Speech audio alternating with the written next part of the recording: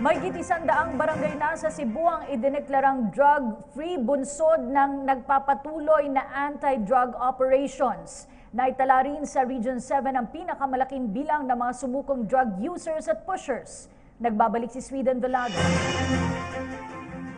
Mahigit 100,000 drug users na ang sumuko sa Police Regional Office o PRO7 at 6,000 drug users at pushers naman na ang naaresto ng otoridad buhat nang magsimula ang Oplan Tokhang at Double Barrel Hulyo noong nakaraang taon sa gitnang Visayas na sakop ang mga lalawigan ng Cebu, Bohol at Siquijor. Ayon kay PRO7 Regional Director at Chief Superintendent Noli Talino, ito na ang pinakamalaking bilang ng mga drug user at pusher na kusang sumuko sa kanila.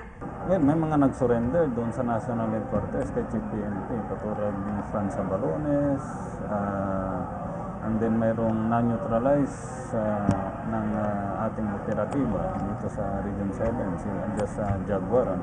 Kung ikukumpara ang bilang ng index crimes gaya ng theft, robbery at rape simula Hulyo 2015 hanggang Marso 2016 kaysa Hulyo 2016 hanggang Marso 2017, kitang bumaba sa 28.9% ang bilang ng mga krimen sa Region 7. Sa mahigit 200 barangay sa Cebu, 130 barangay na ang idineklarang 100% drug-free bunsod ng barangay clearing operations. Ayon kay Talino, malaking bagay ang political will ng Pangulo para sugpuin ang iligal na droga sa bansa.